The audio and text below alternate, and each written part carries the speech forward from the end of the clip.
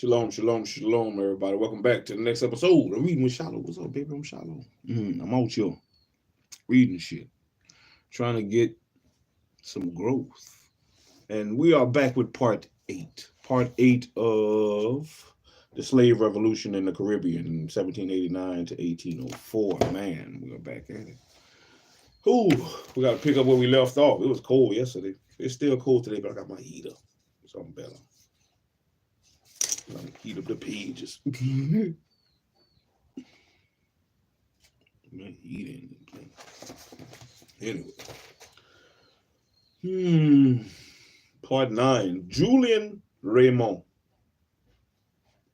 That's where we at. Part 9. It's the Julian Raymond.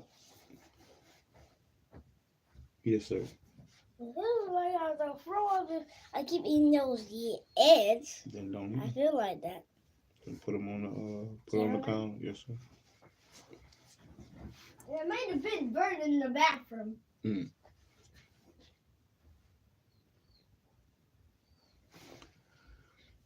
Slave revolution. Oh, man. Man, I ain't been having the last couple of days. I don't know. Maybe it's the weather. I know I've been sleeping. I just been feeling drained.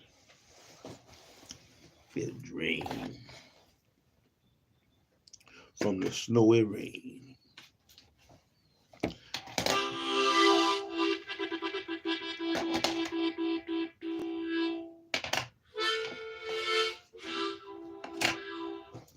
So we're going to do 25 things. We're going to work out body, work out mind, work out body. That's the pattern. That's the routine. That is the habit we're trying to build, or we're using to help build the habit.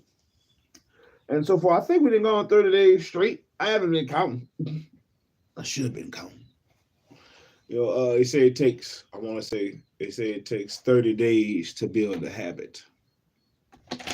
30 days to build a habit. And the reading definitely is good. Let me see.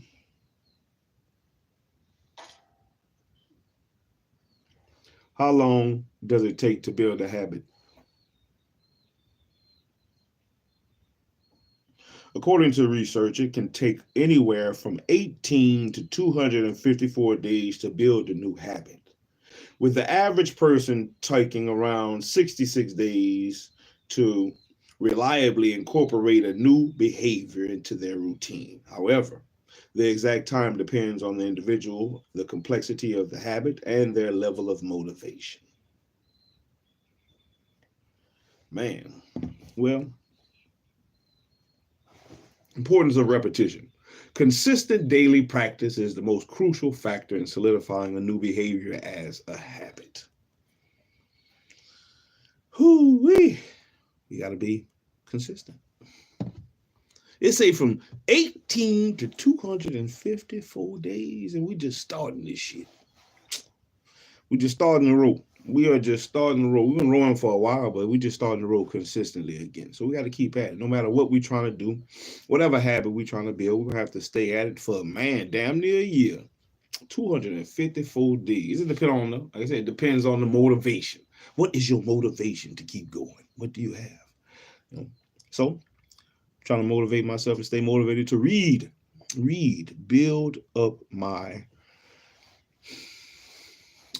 liking. I have a hatred of reading, as I think many people do. Hey, reading used to suck. Reading still sucks at times. I couldn't battle I call them the sleep monster. They used to still get me, but I can fight through it better now. I find more of a motivation to read, and reading to y'all helps. Or reading out loud like this helps. So I'm continuing to build my reading to become better and to read more. I want to be more of an avid reader. Shalom, shalom, Alec. And then we're gonna work out, because I am not gonna be fat, man. I'm trying to stay in my children's life and exercise, and I want to run until I'm old and be out there hunting and fishing like my papa is at 91, about to be 92. I'm trying to be out there good, building shit, doing shit in full awareness of everything. Man, 92 doing it. So we have to build these habits early. These habits need to be built early. And if you wasn't doing them early, let's start now. If you have been doing them, let's continue. Let's continue because we have all that we need to succeed. We have all that we need to succeed. Let's push. Let's push. So 25 things, man. 25 things is all I'm asking of you. 25 things. And I'm going to tell myself to do it. I'm doing 25 things, you know. Hey, fuck asking me. Do it. You know, 25 things is get it started. We're going to work our body, work our mind, and then work our body again at the end. If you ain't been here, that's the routine. That's what's going to be the routine because we're trying to build a habit. 254 days worth. I don't even know what day we on, man. I don't even know what day we on, but we're going to keep pushing. So whatever you're going to do, your 25, do your 25. I'm going to do, I guess I'll do some push-ups, man. 25 push-ups. Shit. No. Lose it. Let's go. 25 push-ups. Oh, slipping and sliding. Do your shit. I'm going to do mine. For sure. Anybody can be chill. You just got to keep going. Keep pushing. Let's get it.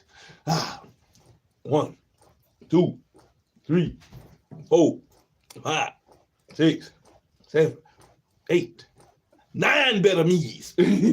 10 better me's. 11 better me's. 13, 12. 13 better me. 14, 15, 16, 17, 18 make me fine drill sergeants. 19, 20, 21, 22 in the cold. 23, 24, 25. I got my 25, man. Shit. I hope you did 25 somethings. Whatever you can do, do what you can do. You know what your house feel like. Your house cold, your house hot, your house warm, your house good. Your house got roaches. Do 25 roach jumps. 25 roach stomps. Do what you can do, but do something. Nope. I'm doing my push-ups off my stump. That's what I'm doing. I done did them off the ground long enough. It's stump time. It's stump time.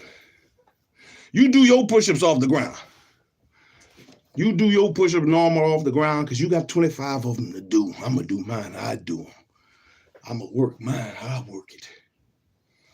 Now, you can follow me if you want, but I did them off a stump. Do your shit off a chair. Do it off the counter. Do it off the sofa edge. Do it off of the edge of the bed. Do it off of the wherever. Just do 25 something. Do something. Make a move. Get your fat ass up and make a move. I'll get my fat ass up and make a move. I gotta get up. I don't want to be fat. Fuck that. I feel fat. I'm not fat. But I can still lose some weight regardless. Don't want the fat to multiply. Now let's work our mind. We done worked our body. Let's work our mind now.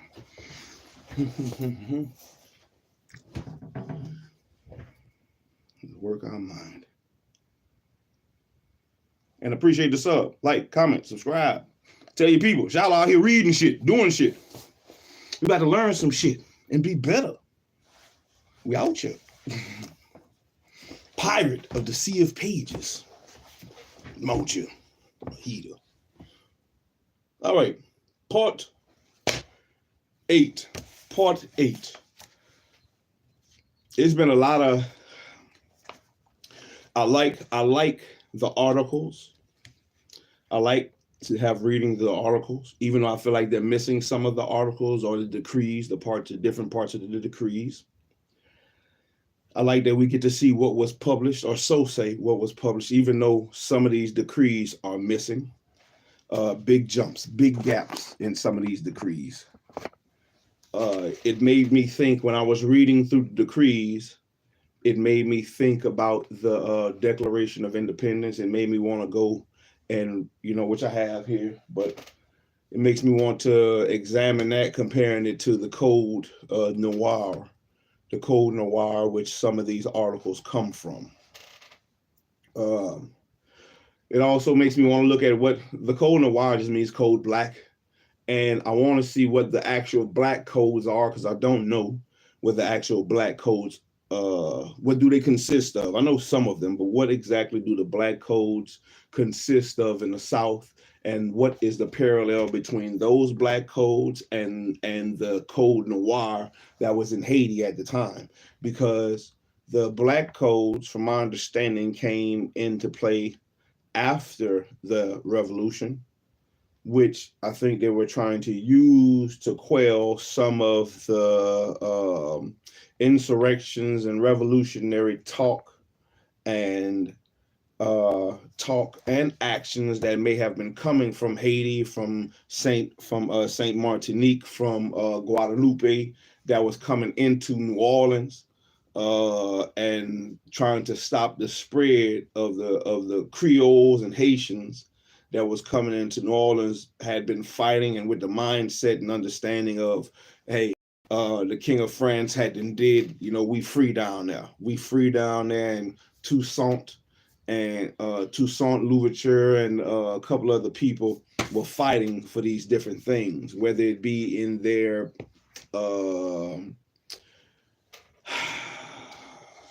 what they were using for the last time, the assemblies. In their assemblies, which they sent people to France to try to fight for them or to try to speak on their behalves. There was also a lot of infighting between the mulattoes, who were treated better than I'll just say the darker slaves, who were treated better than the darker slaves, but still as a second-class citizen when it's compared to the pale-faced French, the pale-faced French. So, and here we are. We're still in the documents. This is part 9 of the documents in part 8 of this reading session. Julian. What?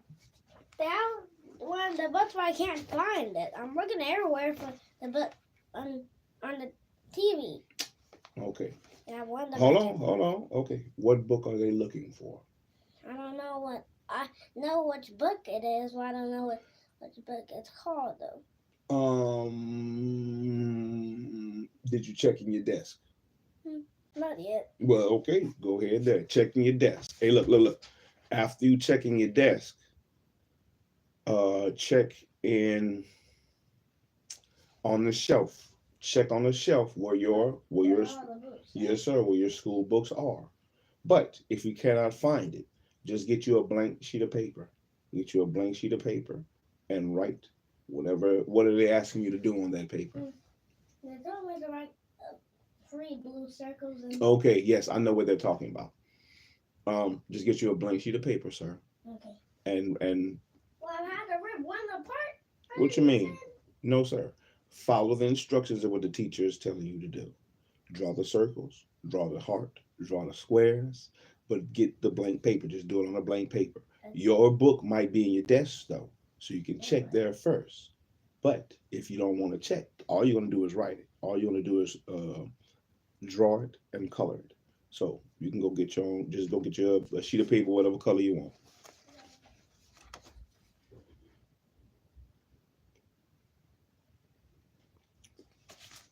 Julian Raymond, Observation on the Origin and Progression of the White Colonist Prejudice Against Men of Color, 1791. Born in 1744 in St. Dominic's Southern Peninsula to a French immigrant and a free woman of color, Julian Raymond was a successful indigo planter who owned more than 100 slaves by the 1780s. In 1785, he moved to France, where his speeches and pamphlets helped convince the National Assembly to dismantle colonial racism. He stepped up his efforts during the early years of the French Revolution and in 1791 penned this essay in support of granting political rights to free colors. At the core of his argument was a history and description of the free people of color in St. Dominic that differed sharply from the way they were often portrayed by the other writers, such as Moreau and Moreau de Sainte-Marie in Document 3, by emphasizing their sexual virtue and loyalty to France. For a long time, we have been debating a great question regarding our colonies, whether the free people of color will be given the status of active citizens, i.e., given full political rights in the colonies. The white planters, who are the aristocrats, the nobles of the colonies, want to take these priceless rights from the free mulattoes they detest and want to disgrace. To do this, they have deliberately confused the free colored cause with that of the slaves. This carefully planned misunderstanding has so scrambled ideas about the true status of the free people of color that up to now, a large part of the National Assembly still has no clear understanding of this free and property-owning class of color. I thought I was about to say proprietary. It is therefore essential to clarify things of the state. 1, how free population of color started, and 2, how it survived over time, and finally, what is it today? A mulatto is the offspring of a white man with a black woman. The terms people of color or people of mixed race refer to the product of two mulattoes or of mulattoes with whites and to their different offspring. When the colonies were founded at the moment when Africans began to be brought in to cultivate them, there were no or almost no European women present. Only single men burning with a desire to succeed dared cross the sea and expose themselves to a climate that was all the more dangerous because they had none of the measures that exist today. Transported to this foreign and still uncultivated land, weakened by the hot climate, often sick, and without the assistance that wives of their own color might have provided, these Europeans became attached to African women, who cared for them all the more attentively because they hoped liberty would be their reward. These first whites lived with these women as in the state of marriage. They had children with them. Some, touched by their affection and care and swept away by paternal love, married these slaves. This not only freed them from slavery, it also legitimized the fruit of their love or habits. When they died, they usually left these children the property they acquired, and other men, less sensitive than this, perhaps more proud, perhaps already committed to another and indissoluble bonds, simply manumitted the children and the women who brought them into the world and gave these children lands and some slaves. Such, in the colony's first age, was the free population of color. And then they married among themselves, and the daughters married whites who came from France. When the colony was a little more developed and the government began to pay more attention to it, a number of white women were sent into to increase the white population. The whites preferred girls of color over these women. And those who did not share this preference chose women among their slaves to care for them and their households. Though they called them housekeepers, they made them into wives. As soon as these women had children with their masters, they became free, as did their children, who were always raised like free children. There was still so much uncultivated land available then that they could give some to each of their children. Such was the status of the free people of color in the colony's second age. And until this point, there was no prejudice against this class of free men. There was no dishonor of knowing them, spending time with them, living with them, forming relationships with their daughters and men of color when were commissioned as officers in the militia. Prejudice started around the middle of the colony's third age, and here is its origin. Just before the 1744 war, the War of Austrian Succession, the colonies were so profitable that France paid more attention to them than ever before. Many Europeans crossed the sea, including large numbers of poor women who came to seek their fortunes. Mothers brought their daughters to marry them to rich colonists. They were frequently disappointed, since these immigrant women brought no resources. Much of the young men who came to the colony to get rich preferred to marry girls of color, whose dowries included land and slaves they could use profitably. And such preferences began to inspire jealousy in white women. Indiari.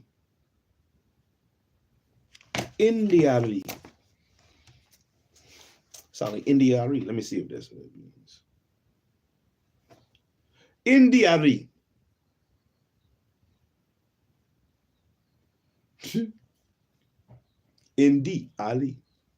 Indiari. It's still going there. India. Ari.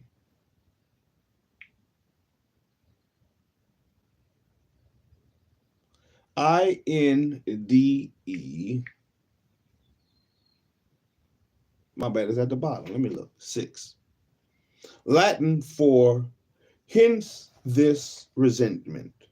Let's see how I pronounce it though. Hindiari.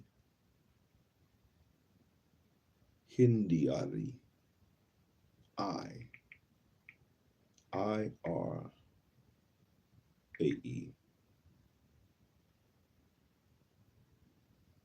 Pronunciation.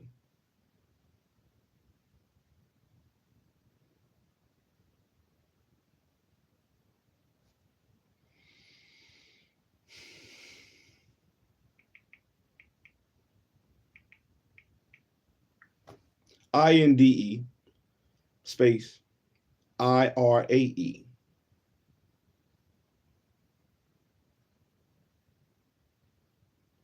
What is it? Latin? Yeah, read Latin pronunciation.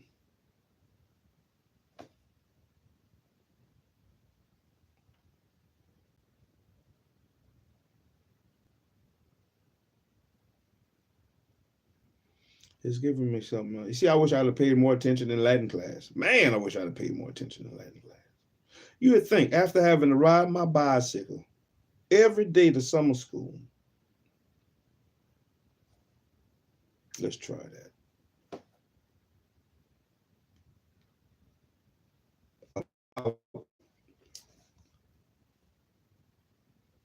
Maybe 12 to 20 miles there. Maybe 12. I'll say 12. I'll give it 12.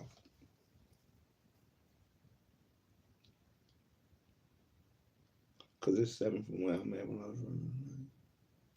It might be 12. 12 miles. Maybe more. I had to ride to summer school and back for failing Latin. Well, it's not in there, but there's a Latin word that means resentment. I was trying to see how to pronounce it. Jealousy changed into hate in the colony's third age, but by that time, there were many young folk from good families. Many younger sons of nobility came to the colony to marry girls of color whose parents had become rich, establishing themselves comfortably this way and even increasing their fortunes. This was the situation at the end of the colony's third age in 1749. The peace of 1749 attracted to the islands a great many white families who quickly adopted the resentments and prejudice that the earlier whites began to manifest against the people of color, whose growing fortunes only increased these feelings. Oh, these niggas, these Negroes think they something because they got land and money. Yeah, bitch.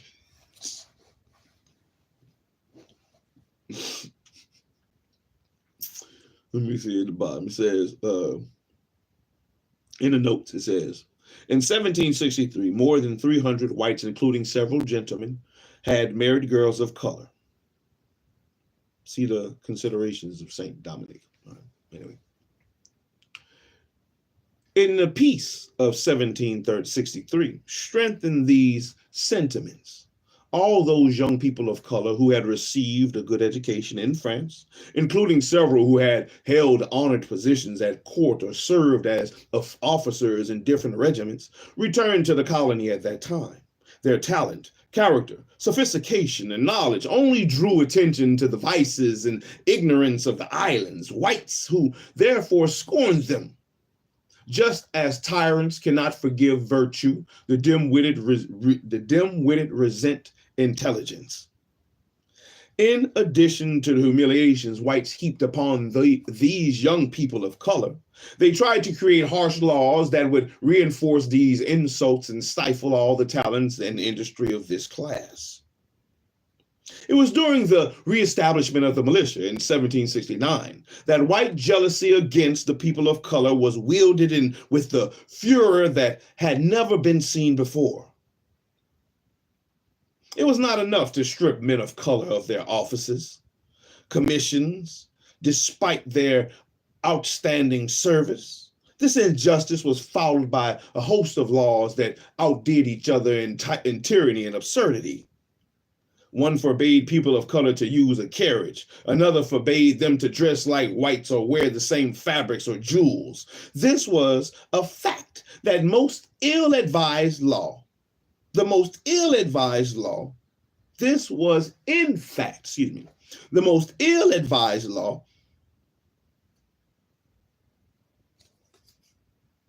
since it attacked a branch of French industry, but jealousy knows no bounds and cuts its own throat. The colonial ministry refused to acknowledge the noble status of whites who had married women of color. It sent letters forbidding people of color from coming to France or sending their children for education. Others stripped all honors from whites marrying women of color, or required notaries and priests to insert the word free on all official documents drafted for people of color to remind them, so it was said, of the origins of their origins in slavery, no matter how distant it was. And other orders required them to drop the European name they had and adopt the one of African language. Finally, this frenzy was pushed so far that Hilliard de Aubretuil dared recommend that whites take justice into their own hands with people of color without ever informing the judicial system. Lynching, you could call that lynching. They were saying, we're gonna lynch niggas. We're gonna lynch Negroes. Hey, if you married, we might just kill your people. You might kill your children. We don't have to tell the judicial system. The basic idea of everything that you have just read is that the majority of the free colored class was born free, of free parents and illegitimate marriage, and that those who are illegitimate were born of free mothers. Out of the entire class, there are not 200 who were truly enslaved and manumitted.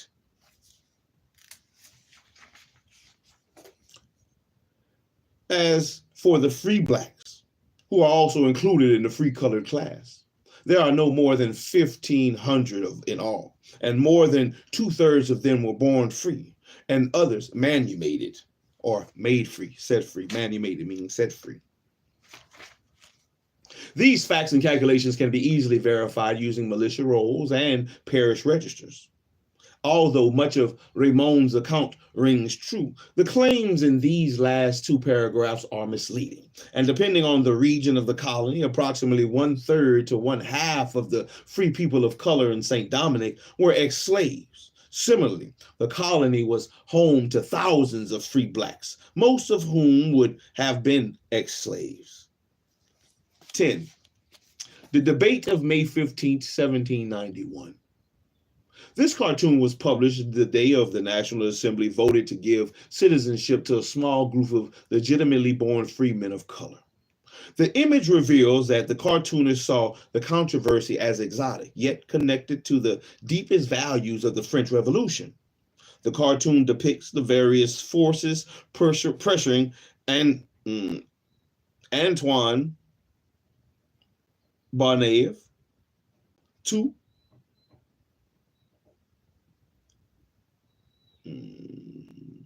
the Antoine Barnave, and chair of the colonial committee, who is being offered bribes by the colonists.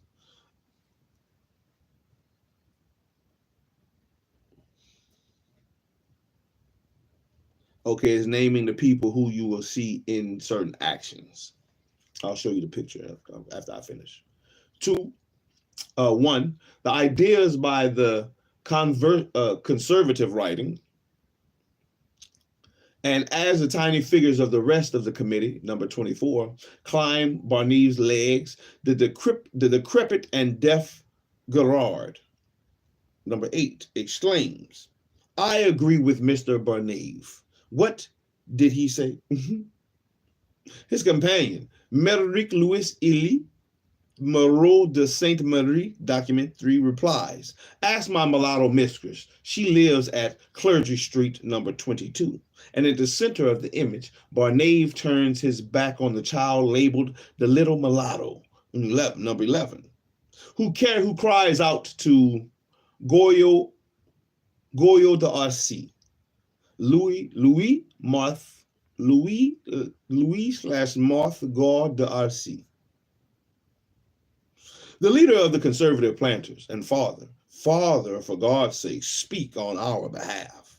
The white man answers, alas, my son, I would do it if it would only earn me 42%. Now, behind the child is Julian Raymond, see document 9, described as a citizen of color, holding part of the Declaration of the Rights of Man and Citizen. He says, by wrenching this immortal declaration from my hands, cruel sir, do you believe you are tearing it from all the hearts in which it is written? A colonist of color, 15, asks, are we not free, property owners and taxpayers? Why in God's name are we treated like slaves? And hovering over these men are the allegorical figures, 12, of humanity, justice, and reason, identified respectively as Maximilien Robespierre, a prominent member of the National Assembly, the Pétion, Jérôme Pétion de Villeneuve. Yeah, there you go. Jérôme Pétion de Villeneuve, and presidents of the Friends of the Blacks, and the Abbé Henry Gregory, the Abbé Henry Gregory in document 7. The artist describes them as having come to the rescue of the men of color that Barnave holds in chains and wants to deliver to the white colonists.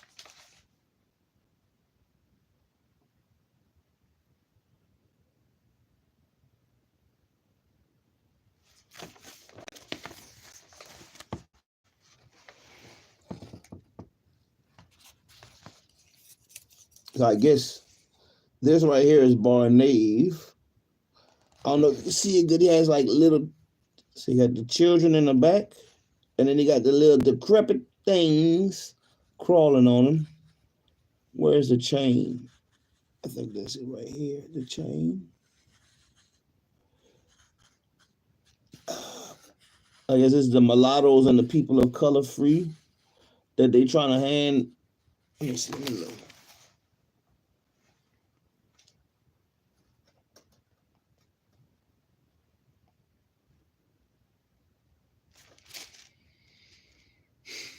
What's that boy name? Who is holding the documents? Oh, Julian Raymond. Where you at? Julian Raymond.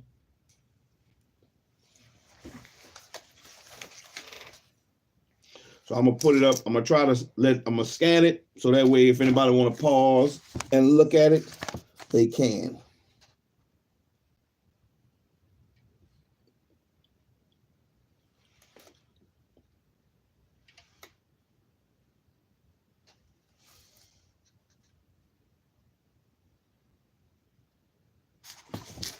I know it's too far away for some of y'all. That's why I try to put it close. There's a lot of stuff in the picture, man. There's a lot of stuff that would have to be examined. You definitely would need a magnifying glass to be able to see all the different little intricacies and the different little things that's in the backgrounds. It's so many little itty bitty things. The writings, the stuff that's written on the paper that's in his hand. These are the things that I would like to see. I would need to see. I would need a magnifying glass for that.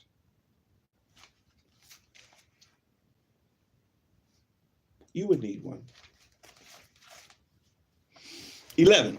The National Assembly. Law of the colonies, with an explanation of the reason that have determined its content, 1791.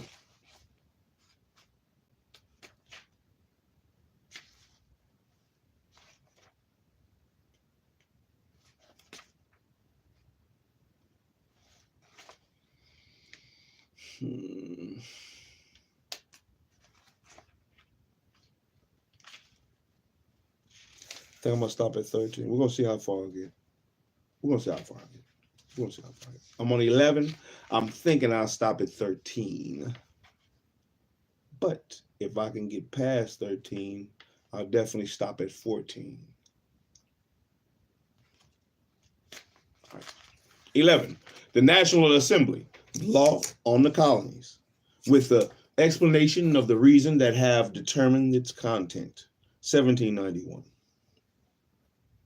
By spring 1791, a number of events had loosened the French National Assembly's position on free-colored citizenship, including the execution of Vincent Auguet and increasing Jacobean support of the anti-slavery position of the Friends of the Blacks. And once again, I have the book on the Black Jacobians. We might take a gander at that one next to go in conjunction with this, or in parallel with this book. You see, the Jacobean support of the anti-slavery position and the Friends of the Blacks. At the same time, the National Assembly voted to send more troops to deal with colonial unrest and asked the Colonial Committee to draw up instructions for these forces. When the committee presented its work to the Assembly on May 9th, 1791, Gregory and other pro-free colored deputies again raised the issue of race and citizenship. The result was the decree of May 15th, 1791. The decree of the National Assembly of May 13th, 1791. The National Assembly decrees as an article of the Constitution that the legislature shall make no law on the status of unfree persons in the colonies except at the specific and unprompted request of the colonial assemblies. Decree of National Assembly of May 15th, 1791. Let's see. The National Assembly decrees that the legislature will never deliberate on the political status of the people of color who were not born of free fathers and mothers without the previous free and unprompted requests of the colonies, that the presently existing colonial assemblies will remain in place, but that the parish assemblies and the future colonial assemblies will admit the people of color born of free fathers and mothers if they otherwise have the required status. From explanation of the reasons for the decrees of May 13th and 15th above and elsewhere on the status of the persons in the colonies, decreed May 29th of 1791. The National Assembly, attentive to all means of assuring prosperity in the colonies, to ensure that the citizens living there enjoy the advantages of the Constitution, recognizes that local circumstances and the kind of agriculture that brings colonial prosperity appear to require introducing into the colonial constitution several exceptions to the French Revolution's general principles. On March 28th, on March 28th of 1790, the National Assembly declared that the legislature would discuss the status of non-free persons only on the unprompted request of the colonial assemblies. The National Assembly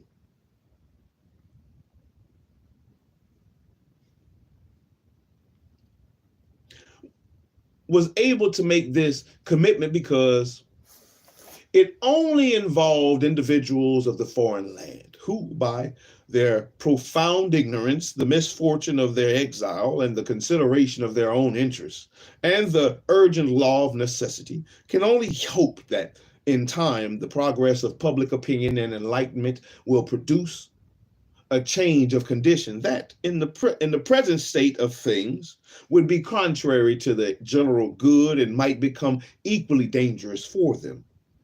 When property is guaranteed, where agriculture and trade can prosper, one finds all the sources of wealth and all the means of happiness.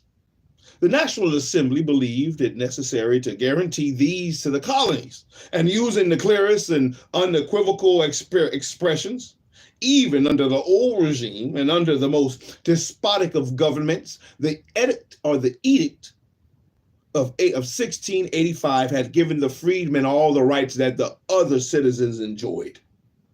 The new law would be necessary to exclude them from the new rights of citizens under the Revolution.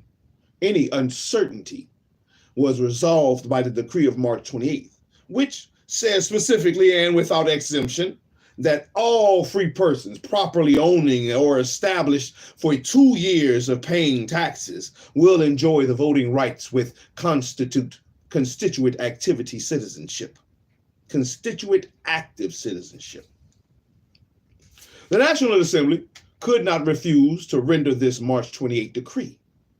It is not up to it to restrict its meaning, damaging the essential rights of the citizens. It cannot grant one part of the empire the ability to exclude men from active citizenship when the constitutional law guarantees those rights in the entire empire. The rights of citizens exist before society. They serve as its base. The National Assembly can only recognize and declare them. And fortunately, it is powerless to infringe upon them. Number 3. I don't know what this 3 means. But number 3. From slave revolution to emancipation. From slave revolution to emancipation, 1791 to 1794. 12. Harad Dumézil. Harad Dumézil voyaged to the north of Haiti in 1824. In the early 1820s, a Haitian politician named Harad Dumézil, whose free-colored ancestors had owned slaves in the southern province before the revolution, traveled to the northern part of Haiti, visiting historical the region. In his account of the journey, he included the following description of a meeting and religious ceremony now referred to as the Bois Quémont ceremony. Let's see if I can look it up to pronounce it better. The Bois Quémont. Bois Quémont. Bois Quémont ceremony. Not Boss Camel. Bois Quémont. Boss came out. Oh, you suck, bitch. Bois Quémont. Boss camera. I just typed the shit.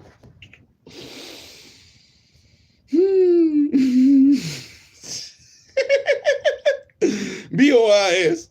Bois. CAI. Look, Bois Quémont.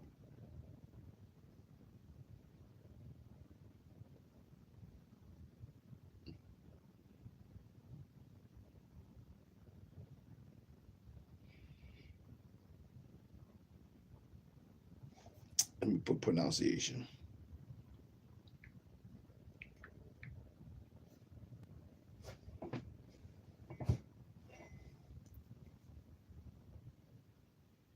I don't want croissant. I want Bois Quémont.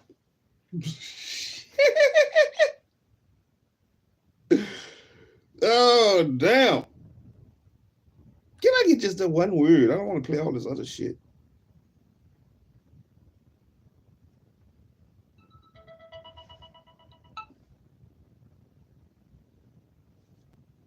Let me try this.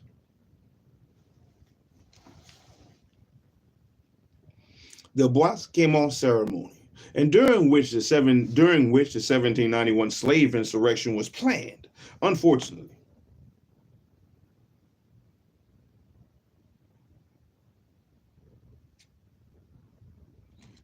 Where is the damn word? I want the word. Bois-Quémont. What is that?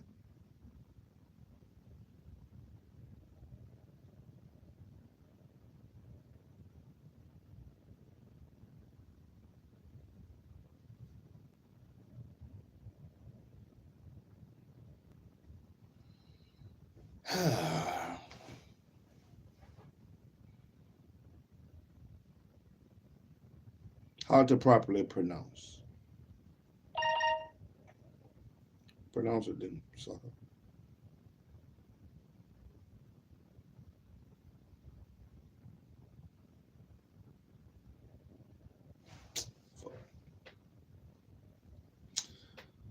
Well, what is it? What is a Bois-Quémont ceremony?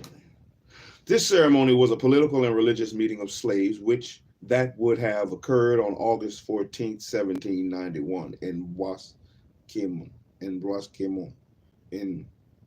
on the island of Sao Domingos.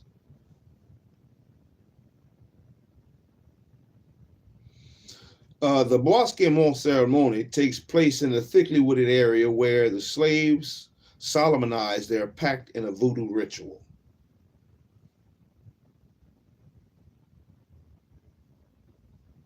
What happened as a result of the Bois-Quémont?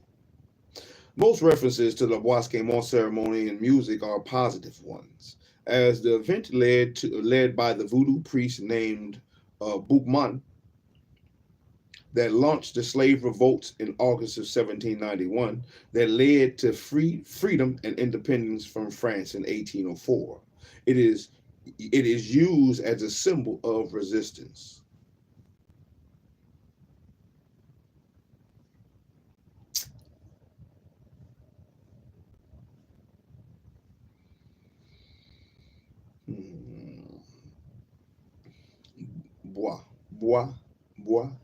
Bois-Quémont.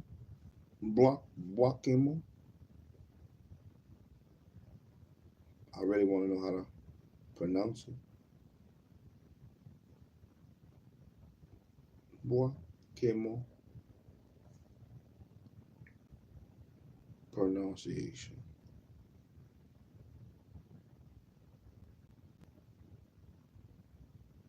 I mean, it's an actual place. It's a historical place in Haiti.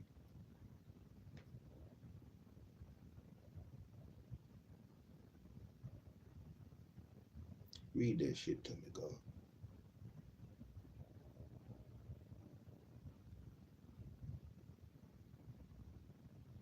Français. Okay. Well, I want Dubois. Bois meaning wood.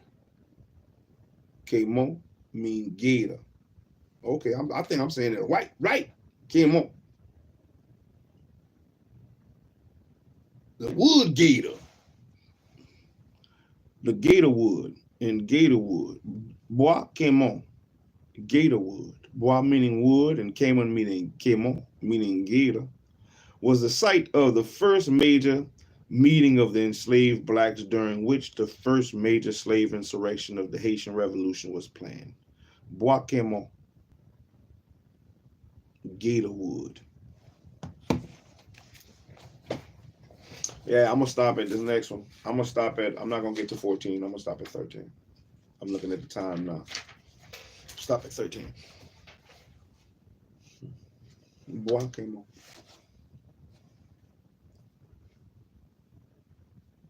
Unfortunately, Dubois did not indicate the source of his account of the ceremony, and although during his trip he could have spoken to individuals who had lived in the area during the early 1790s, and perhaps even to some who had participated in the ceremony itself.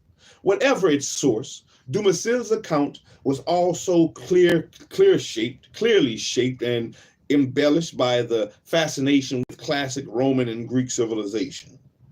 Presented in verse, it included a short speech he claimed was delivered by someone present at the ceremony, and Dubois did not identify the speaker, but later authors have attributed the speech to the slave and religious leader Boukman. Today, the middle of the month of August 1791, the cultivators, sugar, manufacturers, and artisans from several work gangs gathered during the night. In the midst of a violent storm in the thick forest that covers the summit of the Mont Rouge. Mont Rouge. What is Mont? I know Baton. Baton Rouge means red stick. What is Mont? Mont Rouge. Mont Rouge. Wikipedia. Mont Rouge.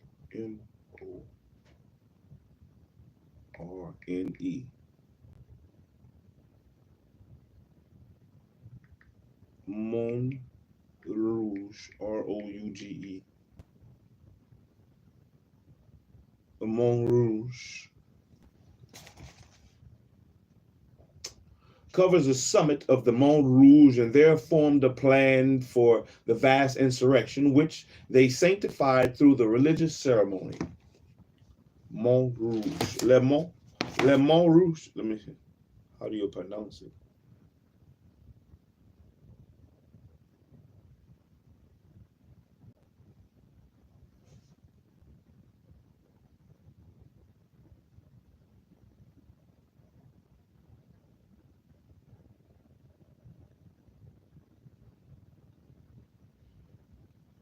Oh, you sucker. Let's say it. Le Mont Rouge. That's what I want. Le Mont.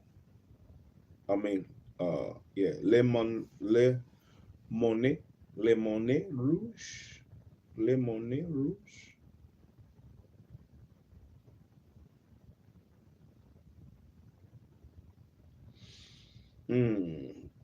Overseas region and department was Martinique. Come on, how do I pronounce it?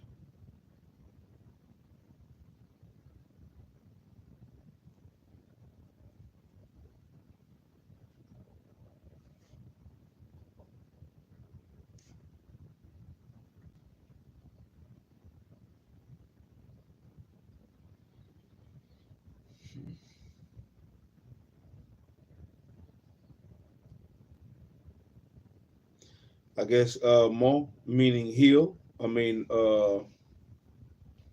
might mean red hill. Monet Rouge. Red hill.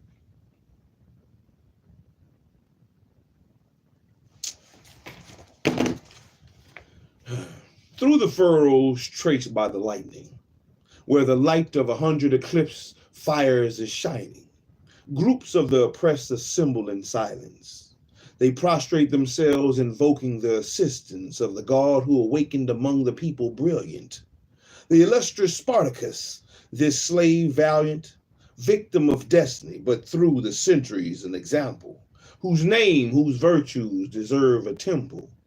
Nature stirred. 3 centuries of slavery outraged her clemency, dirtied her august presence with its crimes. Vengeance awakens and shines a double-edged sword, excites that extraordinary thirst, the surprise of the senses, the guide of desperation, the precursor of crime, that by necessity has become legitimate. A bull appeared, and this black color was offered by innocence as a sacrifice to that deity adored by hope. Among the participants, a speaker rises up. He was the august job of making the sacrifice. Holding the sacred blade, his arm brings to the victim the fatal blow. He immediately consults his flanks. Prophetic delirium. Prophetic delirium.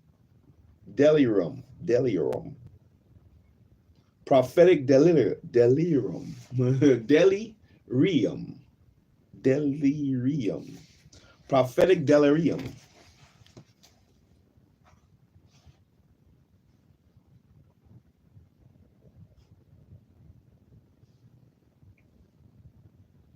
DEL Delirium.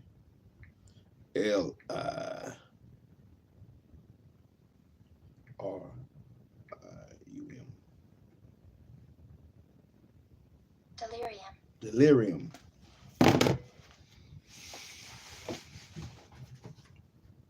What does it mean?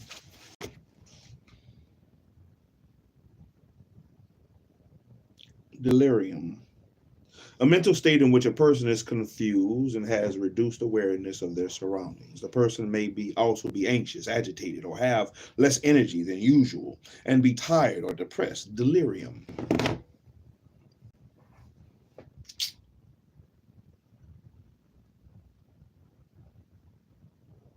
Holocaust of blood. You unveil the fate of the noble enterprise that forms heroes and renders them immortal. He speaks, and this language loved by our ancestors, that ingenious language that seemed made for them, whose naive accents, the portrait of their souls, give more eloquence to this burning speech. This God who made the sun, who brings us the light from above, who raises the sea and who makes the storm rumble.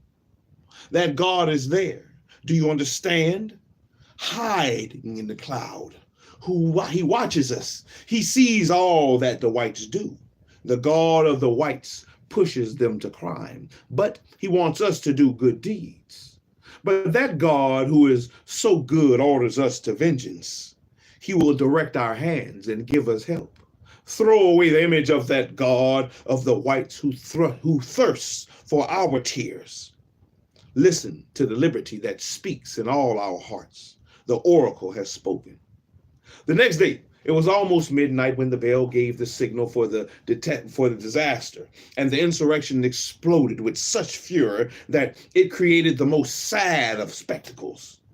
The conjured gathered on the plain, dispersed themselves into groups, and carried the spirit that animated them everywhere. Horror preceded them. Destruction followed them, and left behind them the disastrous traces of their passage.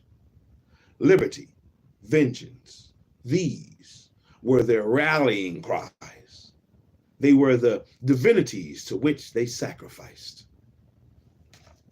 We're going to stop there, man. That is part 8. That has been part 8 of the reading, man. Shalom, shalom, shalom. Like I tell you, people, man, y'all out here reading shit. We done, though. We done read. I'm cold. Let me see what it say in the notes. Dubois provided 2 versions of this speech, one in Creole and one in French. We have translated primarily from the Creole version, though with some consultation of the French version he supplied. Yes, sir. Can you give me a fist bump, please, Zach? Can I give me a hug? Yes, sir. I'll take that. My son. You all right, man? Yes, sir. Take a deep breath for me. Do it again.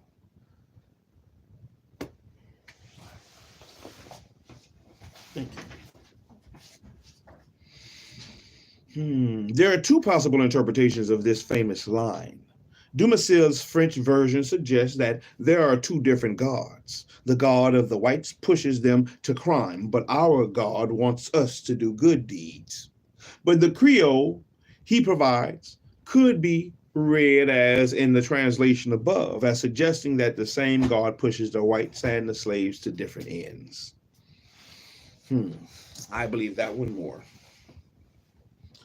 The same God pushes the whites and the blacks to different ends.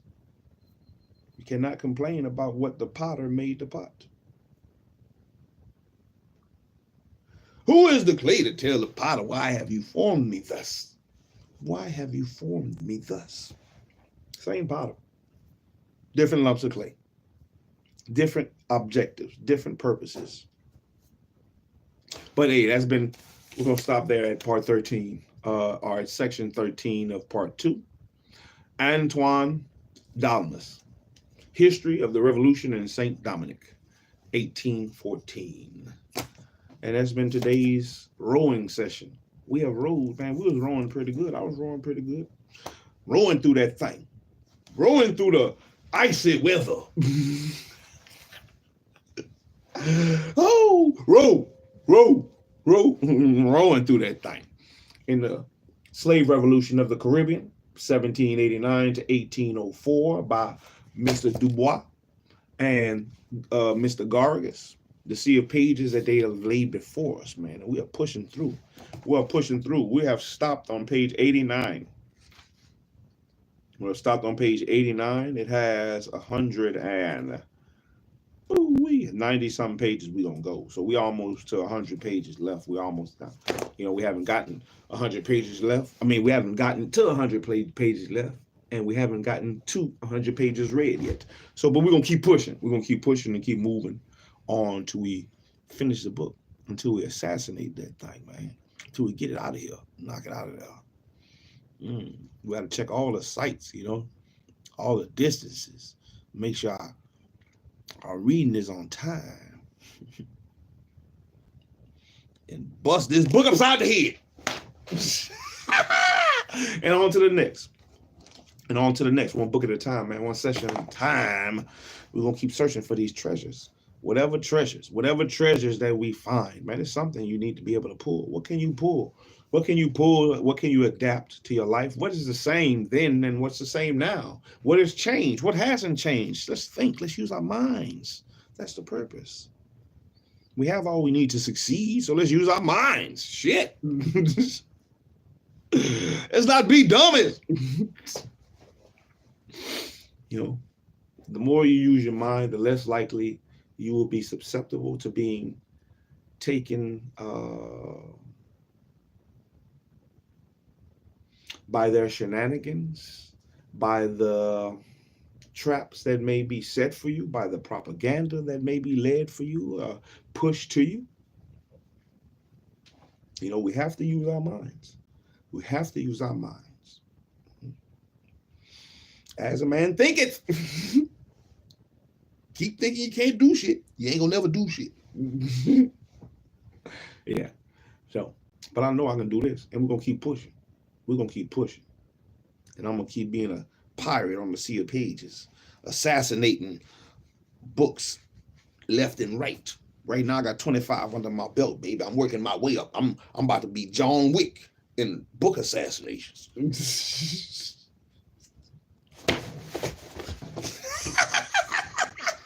What you doing? I'm knocking books out.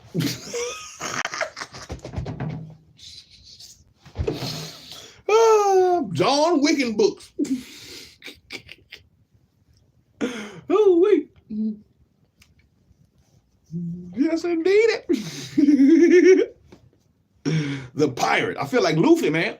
Like Luffy. I'm rowing by myself right now, but don't worry, I got to find me a crew. I'm going to get my crew. I'm going to be king of the reading pirates.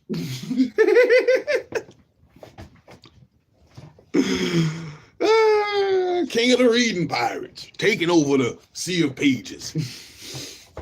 Adventuring, because that's what we're doing. That is what we're doing. We're adventuring through these sea of pages and through the many journeys that it takes us, man. But that's why I say, what treasures await us, man? What treasures? I got to see what type of fruit I eat. I don't know. I don't know what type of fruit I eat yet. It's gonna show itself. John Wick reading fruit. I got reading powers.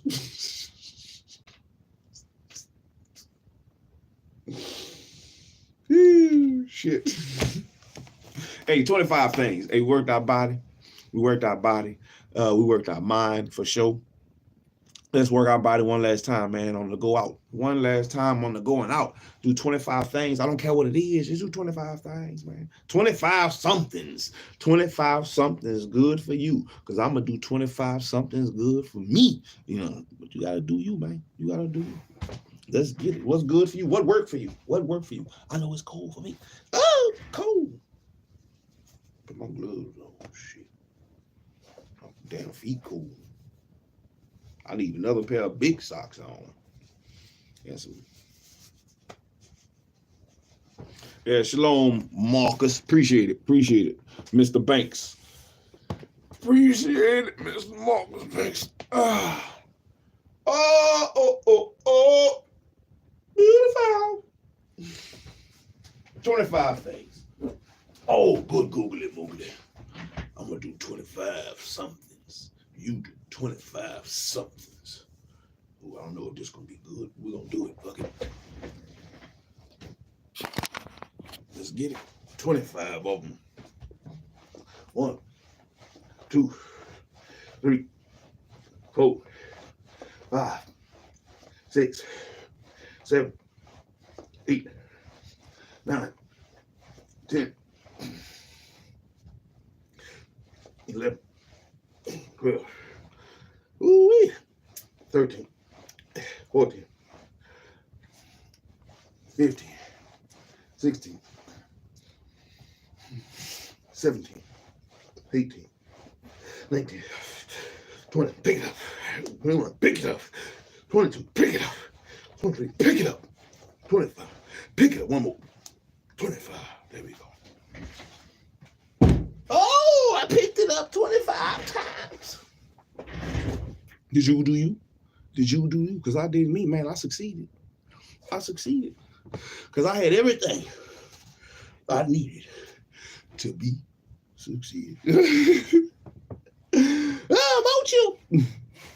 Reading shit. Hey, stay warm out there, everybody. I appreciate everybody that stopped by. You know, gave me your time. I appreciate it. You gave me your ears. Ye hear ye. You know, shallow reading. Mouth chill. Cold, but reading. And we're going to keep pushing, man. One day at a time. We got to build this habit. It say 254 days. Oh, man. I need to start keeping a list. I need to start keeping a... how many videos I've had. How many lives. That means I need to... For me to keep this habit going, I'm going to have 254 videos because I have to do it live about every day. I have to do it live every day for the habit to be, you know, habit. I think I'll be more lively at 4 o'clock in the morning when I get up, my body just be up. I'll be waking up. But since it's been cold, I don't want to get out that bed. I do not want to get out that bed. But, you know, 4 o'clock I think is a good time. 5 o'clock in the morning. I think that's a good time for me to read. The boys are still asleep. In that way, I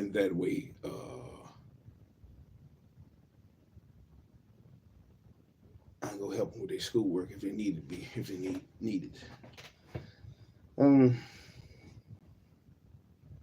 Yeah, I gotta call it their spelling words anyway. Yeah, but yeah, we'll try to get back on the early morning readings. It's just been cold. I don't be feeling like getting out of bed and stuff like that. I'd rather stay where it's warm. Like I got my heater right now. But yeah, it's all Griffin. We're gonna keep pushing. One book at a time. One day at a time, one session at a time, one page at a time, one chapter at a time, one paragraph at a time, one sentence at a time, one line at a time, man. Here a little, there a little, till we find these treasures that are buried deep within the sea of pages, man. Deep in the sea of pages. Whether it be rough seas, icy weather, we're going to try to keep pushing. We're going to try to keep growing a little bit at a time, a couple of pages at a time, a couple of fathoms. We'll try to row, get our knottage up. Check the wind. Maybe we can get a good breeze in the sails, you know. Hey, maybe the sails will cast us and we'll get to going, man. We'll get to going. It'll be easy sailing on the sea of pages. And I'll keep pirating away doing my part in the revolution. ETN. See, a lot of these names that I'm seeing in there is names. There's names from down here. There's a lot of Louisiana names. ETN, like ETN, or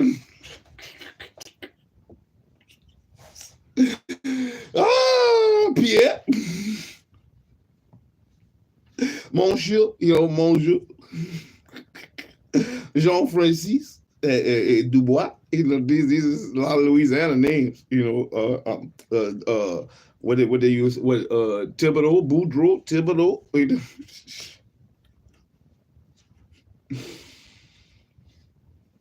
On one hand, that's what makes it good to read this because of the French background, somewhat that Louisiana has.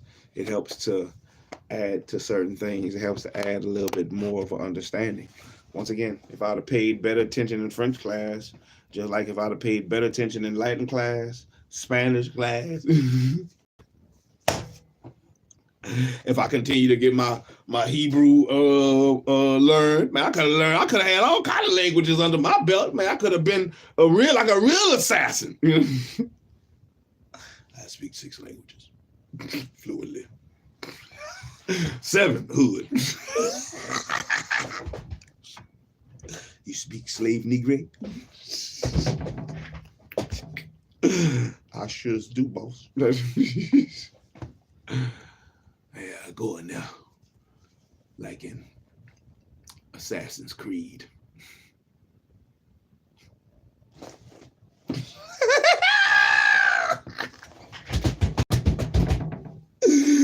Got it.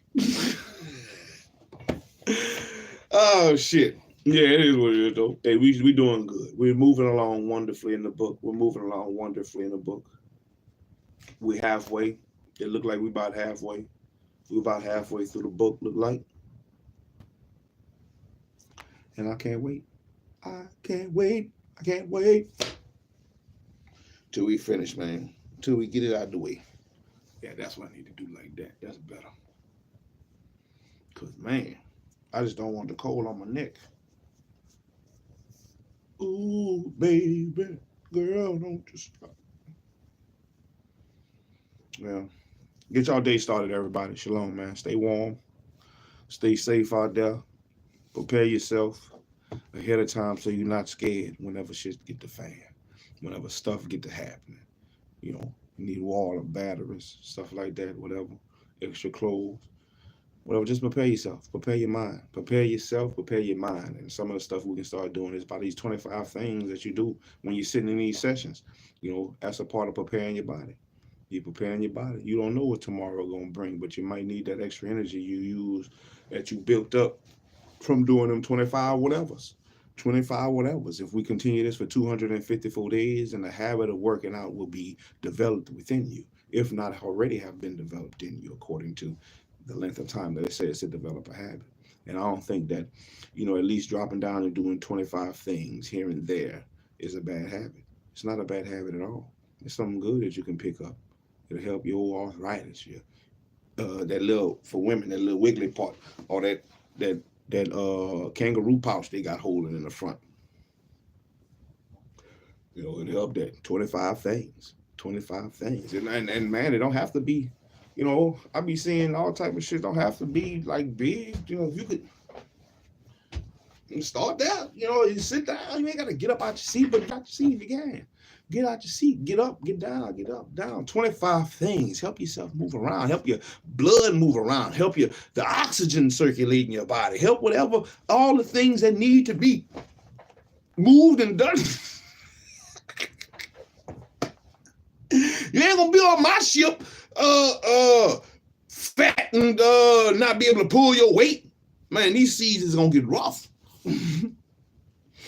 These seas can be rough. And we out here. And sometimes we all we got. So I need to be able to count on you in a pinch. Like you need to be able to count on yourself in a pinch. Maybe you need to pick yourself out the hole. Maybe somebody done fell. Man, overboard! Get him! But if you're weak, you ain't getting nobody. So I'm going to keep rolling. I'm going to keep rolling. Learning. Growing. Building. And we're reading about the revolution. Revolt! Won't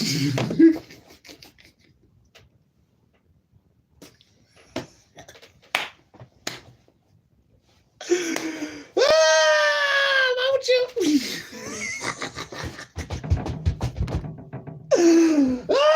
Revolt!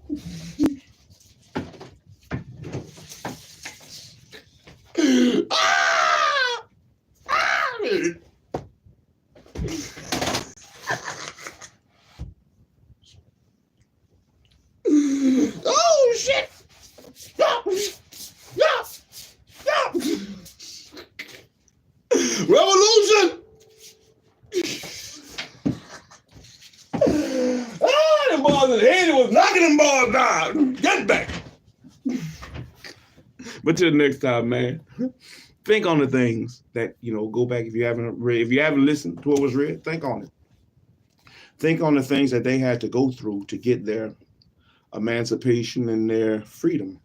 Many people died, the back and forth, in and out of slavery. You're free, you're not free. You have these rights, you don't have these rights. There's a lot of stuff going on, a lot of wishy-washy, back and forth shit, man.